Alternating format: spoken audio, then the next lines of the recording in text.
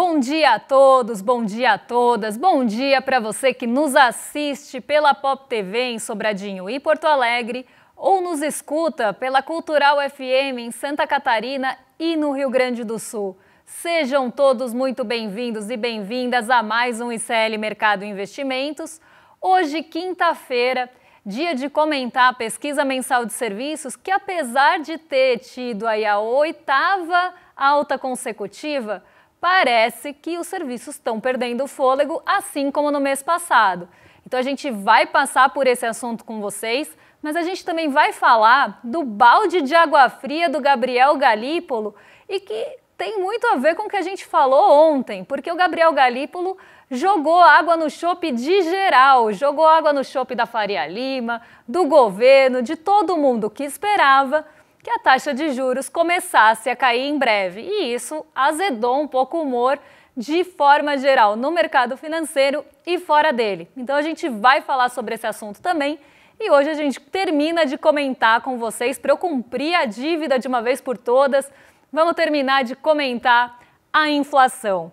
Mas antes de tudo isso, vamos passar pela nossa agenda, porque ela está recheada e tem bastante indicador, bastantes indicadores, na verdade, porque são muitos, para a gente comentar com vocês. Então já vamos passar por eles para não perder tempo, porque às 4 horas da manhã no Reino Unido saiu o PIB do terceiro trimestre.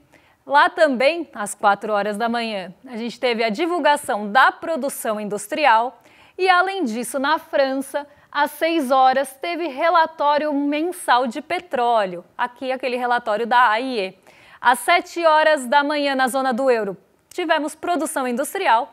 E às 7 horas da manhã, também na Alemanha, teve a Claudia Buck, que é a presidente de supervisão do Banco Central Europeu, participando de um fórum junto à dirigente também do Banco Central Europeu, Sharon Donnery. Então, um fórum ali sobre supervisão bancária do Banco Central Europeu. É um evento aí do Banco Central lá da zona do euro. Mas vamos seguir porque não para por aí, hoje tem bastante coisa na agenda. Às 8 horas da manhã na França foram divulgados os dados de desemprego, então a taxa de desemprego, mas da OCDE.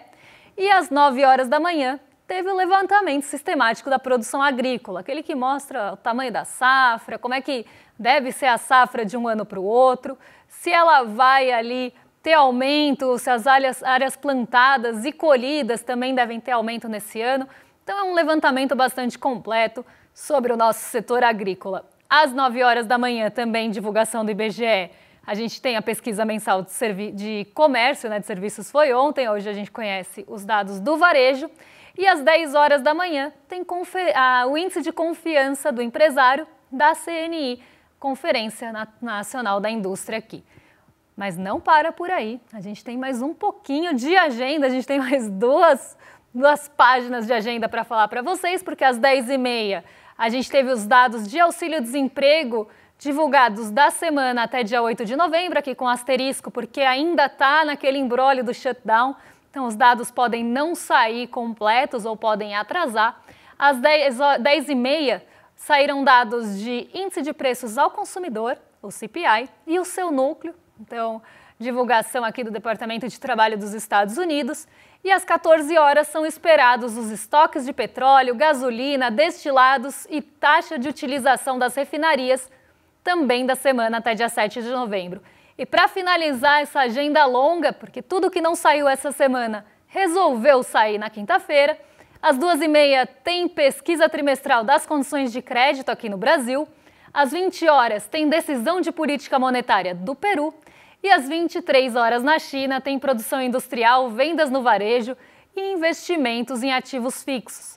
Aquele compiladão de dados chineses que normalmente saem todos juntos.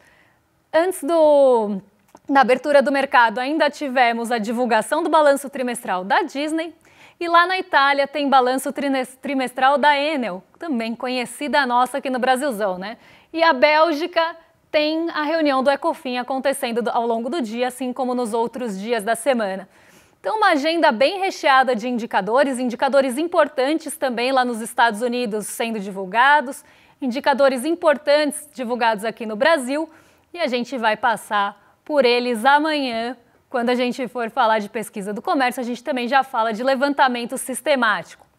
Vamos falar do fechamento de ontem, porque veio aí a correção que já era esperada. Não foi uma correção de bolsa tão forte quanto poderia ser, mas ainda assim houve o encerramento das altas históricas. Ontem a bolsa caiu, mas ela caiu e ficou perto do 0 a 0, ficou perto da estabilidade.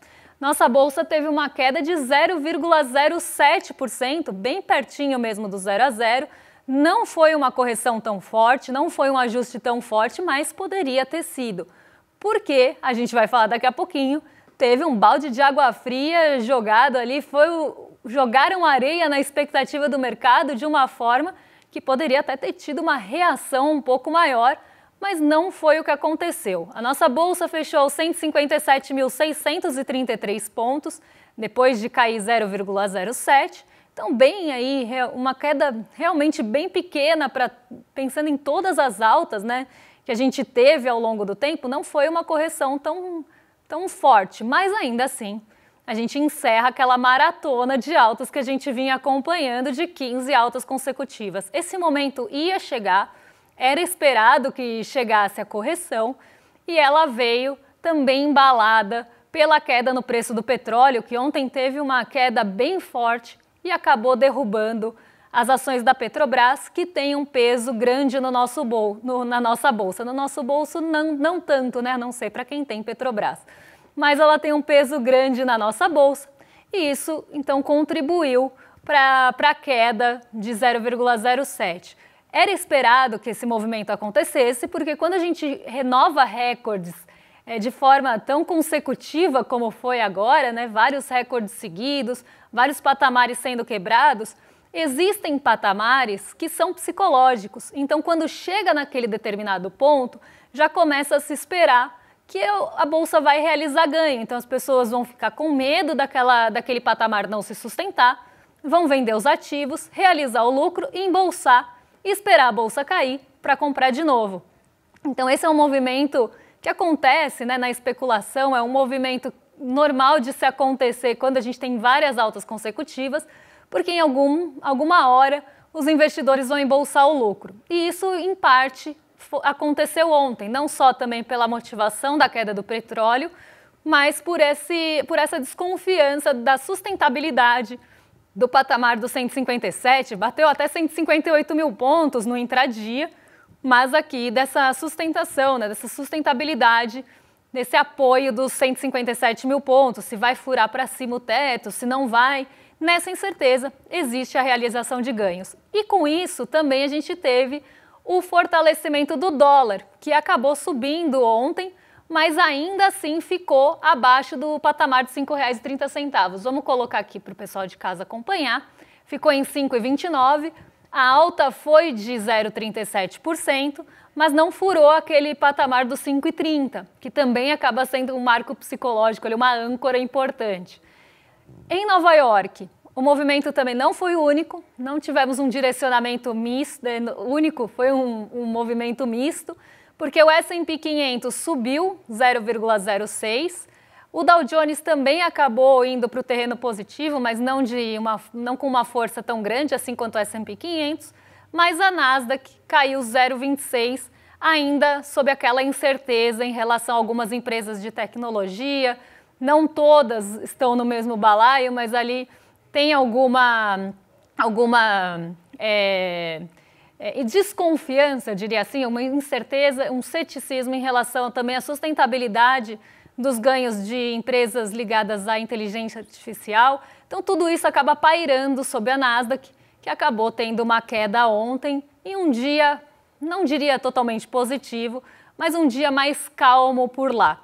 Então, a Nasdaq foi na direção contrária, mas a gente tem essa incerteza aí rondando as empresas de tecnologia. E não só isso, foi um dia de também incerteza em relação aos rendimentos dos títulos de dívida dos Estados Unidos. A gente ficou sem a referência desses rendimentos durante a semana por conta de um feriado e agora a gente volta a ter essa referência. E ontem foi um dia também de bastante incerteza em relação aos rendimentos desse título, porque ontem um monte de gente, para quem lembra na agenda, um monte de dirigente, diretor, presidente de Banco Central falou: e alguns acabaram sinalizando para continuidade no corte de juros lá nos Estados Unidos e outros acabaram sinalizando para a finalização desses cortes. Então, os cortes não devem continuar acontecendo. E essa dualidade gera incerteza, ninguém sabe para onde vai a taxa de juros e acaba batendo no rendimento das treasuries, que são os títulos de dívida por lá. E isso reflete na bolsa também, porque diminui o apetite pelo risco ou estimula o apetite pelo risco, dependendo para onde as treasuries vão.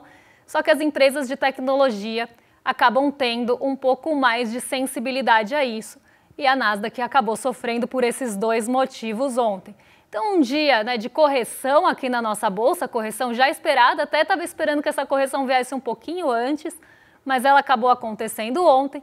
Movimento que fez com que a gente fosse para o negativo, mas não tanto assim, a gente não adentrou tanto o terreno negativo. Vamos falar agora de inflação, porque a gente, desculpa, é de inflação mesmo, eu quase me confundi aqui porque eu vi o fechamento de novo. Vamos falar de inflação, porque a inflação ela teve uma queda, eu até falei que as expectativas do mercado estavam ali em 0,14 para a inflação de outubro, e a inflação veio em 0,09. Para quem assistiu o programa nos outros dias, a projeção da inflação, inclusive, foi revisada de um dia para o outro. O mercado estava esperando uma alta nos preços de 0,16. No dia seguinte, eles revisaram para 0,14 e quando a inflação saiu mesmo, ela veio muito abaixo dessa projeção, em 0,09. Só para vocês terem uma ideia, a projeção mais baixa do mercado financeiro, o piso das projeções, era 0,08. Então, a inflação veio mais perto do piso, da menor projeção, do que da média ou da maior projeção, que seria, né, uma surpresa negativa, uma surpresa de uma inflação maior do que a projetada. E ela veio ali menor do que a projetada. Isso começou a reforçar uma ideia, dentro do mercado financeiro e fora dele, que talvez fosse o momento de começar a cortar juros aqui no Brasil. Reforçar a ideia que no próximo trimestre, no comecinho do ano que vem, a gente já poderia começar a ver cortes na taxa de juros. Então guardem essa informação, porque daqui a pouquinho a gente vai voltar nela. Vamos ver como é que fica o comportamento então da inflação nesse mês, só para a gente retomar, e a gente vai falar dos itens que estão pressionando ou aliviando o nosso bolso. Então vamos retomar aqui só alguns pontos da inflação e a gente já passa para o restante. Vamos ver como é que foi a variação de outubro então, porque em outubro, como já falei para vocês, ficou em 0,09. Setembro desse ano tinha sido uma inflação de 0,48, então isso mostra uma desaceleração de um mês para o outro. Em outubro do ano passado, a inflação tinha sido de 0,56, o que mostra um comportamento bem positivo da inflação nesse mês de outubro agora. E não só isso, foi o melhor comportamento para um mês de outubro desde 98. Então, uma leitura bastante benéfica da inflação, inclusive levando o acumulado em 12 meses para 4,68. A inflação estava acima do 5,1 ali. Então, você tem uma desaceleração da inflação, não só porque você tira o mês de outubro de 0,56 na conta e coloca o mês de outubro de 0,09, como a gente vem acompanhando essa trajetória da desaceleração da inflação mês após mês. Então, não foi um fato isolado aqui em outubro, mas alguma coisa que a gente vem acompanhando nos últimos meses. E o acumulado do ano, se a gente pegar de janeiro até outubro, a inflação fica em 3,73. Vamos olhar como é que fica o comportamento dos grupos, então, porque acho que esse é o gráfico que eu mais gosto da inflação. Porque tira aquela ideia, né, daquele comportamento inflacionário que a gente sente diferente no nosso bolso e explica um pouco como funciona a ponderação da inflação no IPCA. Porque por mais que um grupo ou que um item possa ter subido muito e a gente sente aquele aumento, se a gente tem uma composição de cesta que tem aquele item com maior presença, então vamos fazer aqui um exercício hipotético aqui, didático. Vamos supor que você gaste muito com combustível no mês. Então você gasta bastante com gasolina.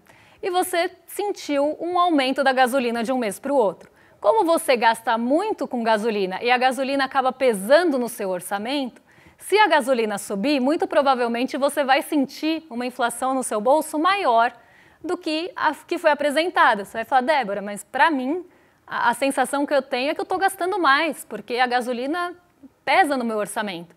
E aí a gente tem que entender que o IPCA não só é uma cesta nacional, então um item macroeconômico, né, um indicador macroeconômico, com uma cesta nacional, com alguns itens que muitas vezes, às vezes nem fazem parte do nosso dia a dia, mas também pesos e ponderações. Então não é uma média dos preços, cada preço, cada item vai ter um peso nessa composição. E os grupos, mesma coisa. Então pode ser que um grupo tenha subido muito, mas o impacto para compor aqueles 0,09 que a gente viu lá no final, não seja de igual para igual, porque tem uma ponderação, é dado um peso para aquele grupo. Então vamos ver aqui como é que fica a ponderação dessa variação por grupo. Então o índice foi 0,09 e é nesse número que a gente vai chegar. Alimentação e bebidas teve uma variação de 0,01. Esse pesa bastante no nosso bolso, porque normalmente a gente gasta bastante com alimentação dentro e fora de casa. Então, normalmente é um item que pesa, um grupo que pesa no bolso do trabalhador. Mas nesse mês, como a variação foi muito pequenininha, o impacto na inflação foi zero. O grupo habitação teve queda de 0,3 e é aqui que está a energia elétrica que arrefeceu e deu trégua nesse mês de outubro, caiu 0,3, mas o impacto foi de menos 0,05. Então, por mais que o grupo todo tenha caído 0,3, vocês podem ver que o impacto ele é ponderado aqui menor do que foi realmente a variação daquele grupo. E eu acho que isso que é o mais interessante desse gráfico e dessa tabela, porque mostra para a gente justamente essa ponderação para chegar lá no final. O artigos de residência teve queda de 0,34, mas olha só o impacto, 0,01, isso mostra que o peso dele é menor do que o grupo habitação para fechar a inflação final. Vestuário teve alta de 0,51, mas também o impacto foi de 0,02, também mostrando um peso menor para esse grupo. Transportes teve alta de 0,11, algo que já tinha aparecido no IPCA 15 e nos índices da FGV, principalmente aqui por preço de combustíveis, alta de 0,11 nos transportes e um impacto de 0,02 no ponderado lá no final. Saúde e cuidados pessoais com alta de 0,41 e um impacto de 0,06.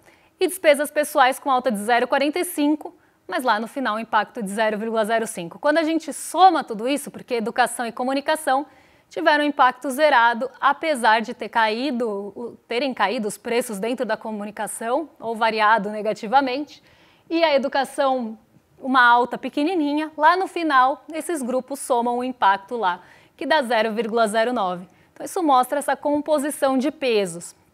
Mas vamos ver então pelos itens, né, que isso também é bastante interessante de se ver, como é que se comportaram os principais itens de alimentação e de energia nesse mês de outubro, para a gente entender o que está pesando e o que está aliviando o nosso bolso e o seu bolso e o bolso do brasileiro. Então vamos dar uma olhada aqui na nossa tabelinha, porque a gente teve queda no arroz de 2,49, já com uma queda acumulada de quase 24% o arroz em 12 meses. A batata inglesa voltou, é a volta dos tubérculos de novo aí, né, aparecendo na nossa inflação. A batata inglesa subiu 8,56, mas ainda acumula uma queda de 34% nos 12 meses. Então, apesar da alta de quase 9% nesse mês, a inflação dos tubérculos e da batata ainda está negativa, a gente está com deflação nesse preço. O tomate voltou a subir, será que logo menos teremos colar de tomates na TV aberta? 2,15 de alta e 19 em 12 meses, então o tomate sofreu bastante também no começo do ano, é um item muito perecível, é um item que sofre com calor também e acaba tendo, né, essa vida, né, um pouco mais curta em momentos de muito calor, então sofreu bastante no começo do ano e agora volta a subir, arrefeceu durante meses e agora voltou a subir em outubro. Além disso, vamos para o que importa aqui também, que é o café moído, que teve queda de 0,31, mas nada de aliviar o nosso acumulado de 48% de alta nos preços do café ali para o nosso bolso, na nossa xícara, porque aqui a gente está falando de preços ao consumidor, então a gente já está falando do preço para a gente. Hortaliças e verduras caíram nesse mês de outubro 0,55, o óleo de soja subiu 4,54 e já está com um acumulado de 17%. Aves e ovos, apesar da queda, também ficam acima da média ali dos 12 meses, com 8,27 de alta. Então, o que a gente vê aqui? Por mais que a gente tenha, né, aquela queda no grupo dos alimentos, ainda tem alguns alimentos que pressionam o nosso bolso. E se a gente tem um peso maior na nossa cesta de consumo desses alimentos, a gente pode sentir essa inflação de uma forma diferente do índice oficial, e é isso que eu gosto sempre de frisar. A gente nunca vai sentir a inflação do jeito que o IPCA é apresentado, e isso não tira crédito do IPCA, mas porque a nossa inflação, os nossos preços individuais dependem do nosso consumo, e a gente está falando de um indicador que tenta sintetizar ali os preços e produtos e itens do Brasilzão. Então, a gente tem que pensar que existe essa diferença, não tem como a gente pegar a inflação de cada um e medir e chegar num final ali, num IPCA de Brasil. Então, é feito dessa forma. Vamos ver como é que ficam os combustíveis, então, porque eles tiveram alta, então a gente separou também os preços de energia para vocês aí em casa. O índice geral 0,09, como a gente já sabe, e a energia elétrica residencial trazendo boas notícias, porque a gente teve a mudança de bandeira tarifária, queda de 2,39 e o acumulado de 12 meses já arrefeceu para 3,11, abaixo da média do índice geral. A gasolina teve alta de 0,29, mas ainda tem um acumulado de 2,49, então ainda não ultrapassamos a média do índice geral aqui, mas já vem a gasolina aparecendo há alguns meses em alta aqui no nosso índice. O etanol subiu 0,85 com um acumulado de 5,59, mas o diesel não teve essa alta de preços, não teve a variação positiva de preços de um mês para o outro.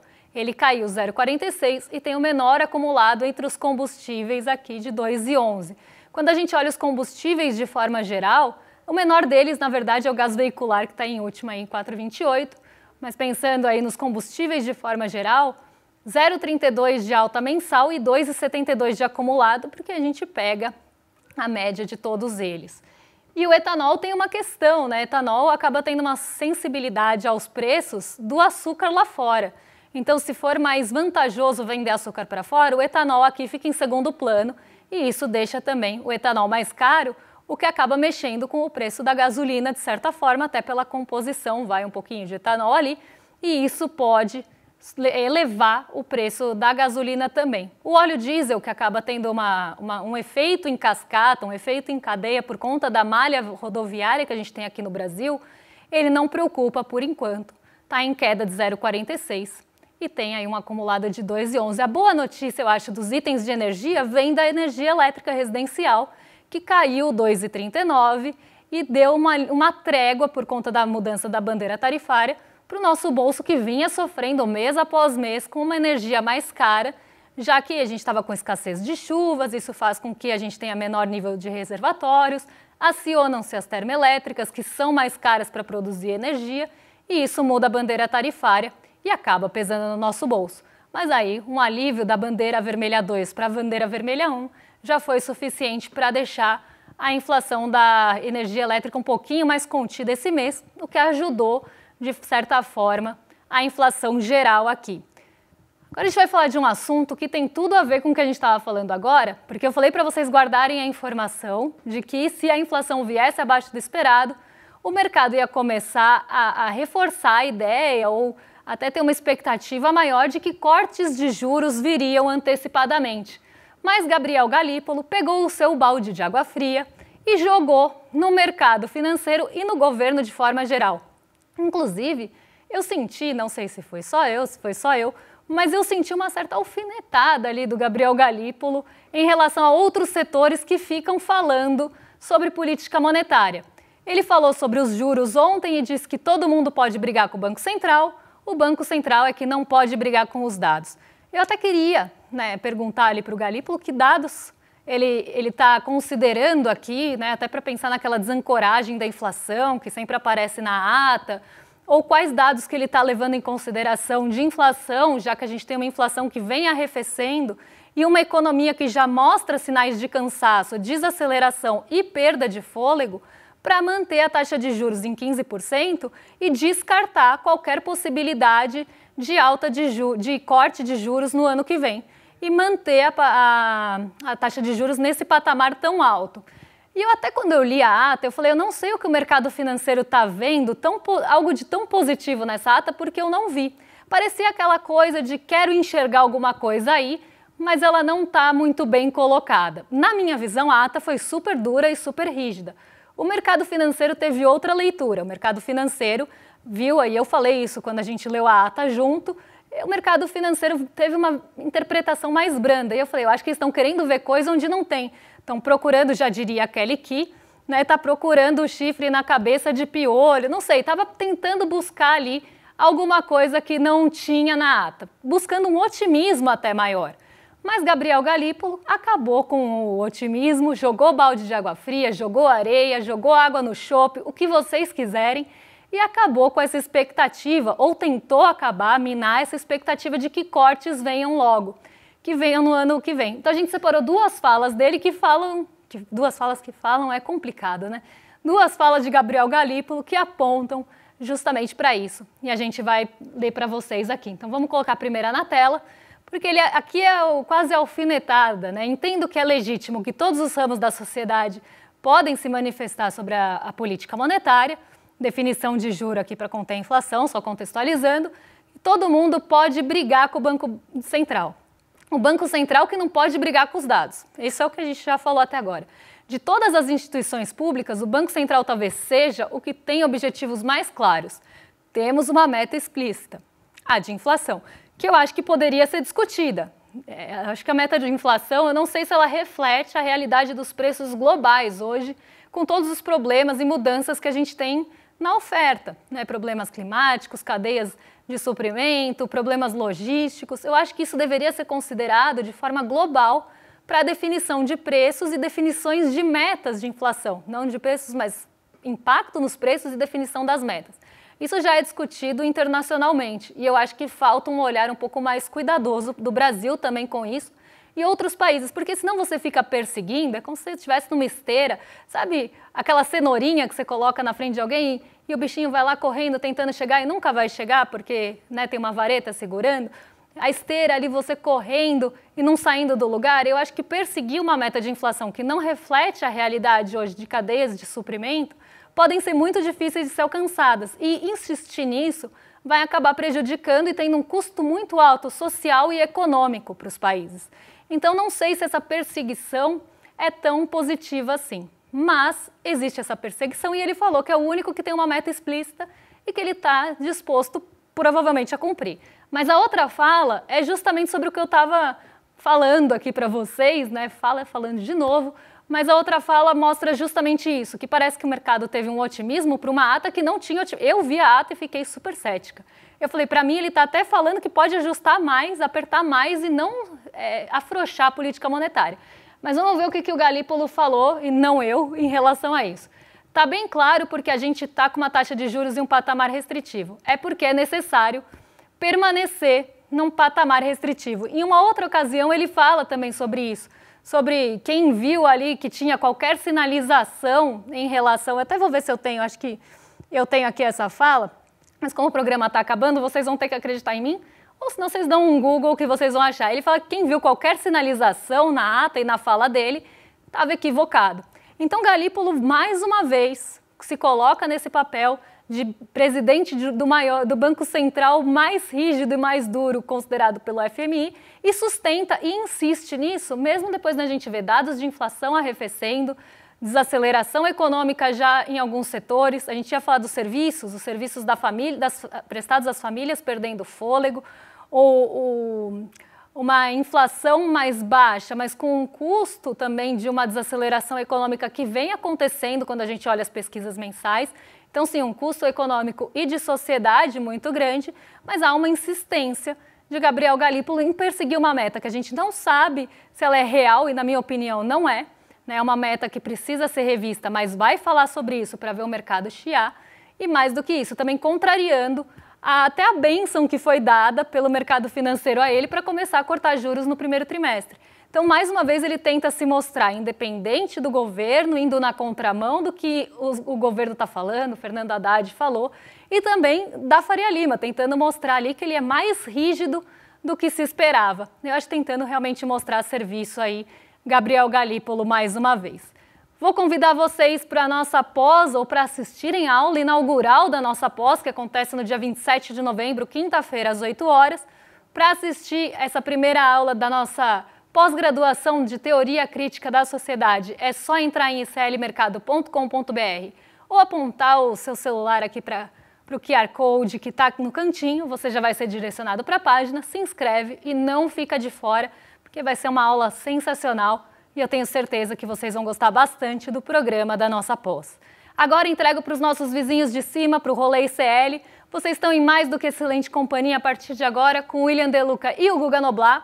E eu volto amanhã para falar o que mexe com o nosso bolso, com a nossa bolsa, com as nossas vidas. Um beijão e até lá.